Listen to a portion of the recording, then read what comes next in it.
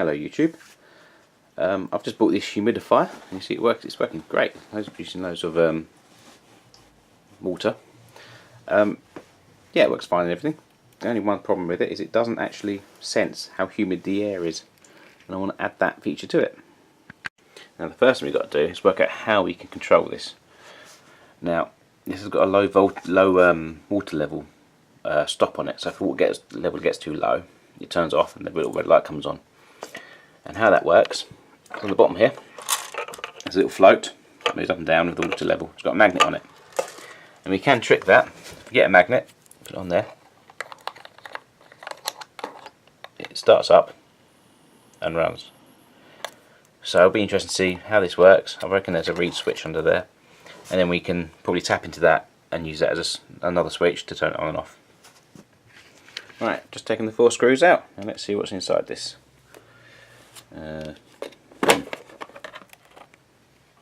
In this one hand it might be a bit tricky. What we got? Right, so we got our power supply here. This is converting our mains down to something sensible, and then I reckon that's going to be our oscillator, which runs the ultrasonic speaker to humidify the water.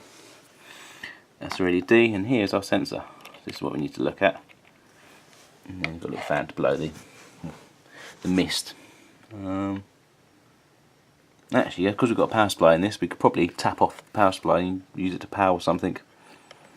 So yeah, have to see what them voltages are. I've just unscrewed that little clip, and you pull this card out. You've got a little reed switch here, and that's going to be what's reading the whether the water level's high or low.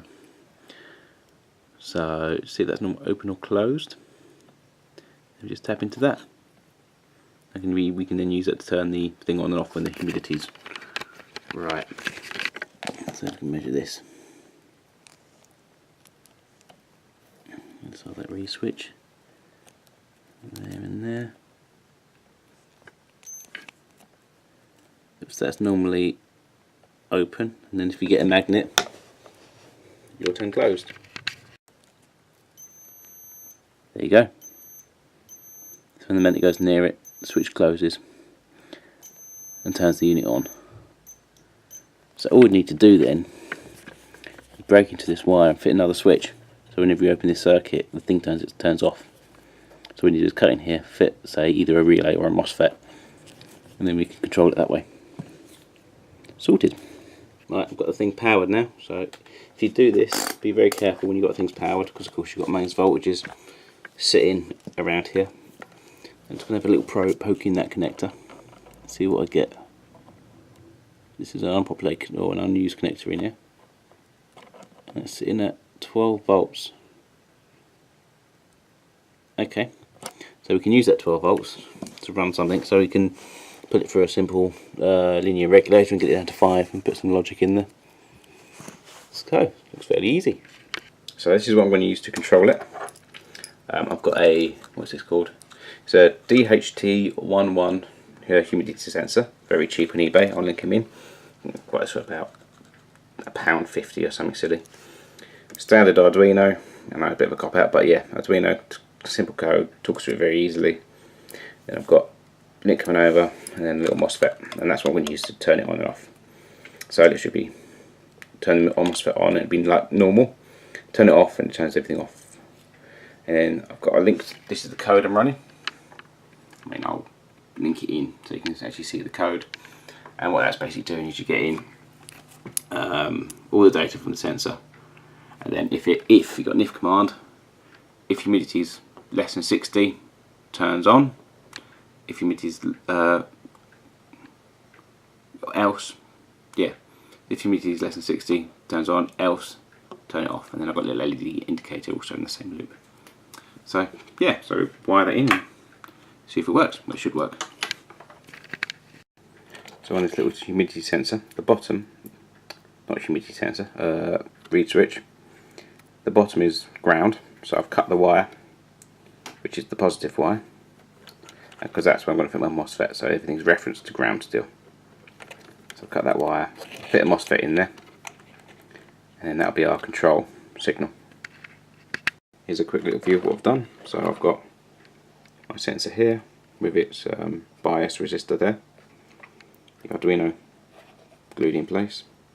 Here is the transistor that switches on the read switch, which is situated up here, and then power coming in from our 12 volts on our power supply, making sure we put it on the V-in pin, which is over here somewhere, so that it goes through that regulator on board. And we're done. Alright, we'll power up and see what happens. Alright, I'm afraid I had to change my original plan because it didn't work. So that was the original transistor I had down here, and that didn't work, so I changed for a MOSFET, which is here, and that didn't work. And the reason being, well, both of these didn't work, is because the grounds here and on this one, I'm using the grounds at different points. Using the ground on this one from the power supply. The ground on this one is from this card up here. I assume they were the same, but they're not. There's actually a 2.5 volt difference, which means there's not enough power to switch any of these on. So to fix this, I'm using this MOSFET now, and I'm taking the ground from here, which is the same as the Arduino from the power supply, and then I'm just using that to switch a relay, and then that relay's turning it on and off, and that's how I can get away with the grounds being different. And here is the finished article after all the soldering. So we've got the Arduino sitting here, all glued in to our power supply wires coming to power the Arduino, and that's going to the regulator on board the Nano. So you get 5 volts out, then rat's nest of cables, I'm afraid.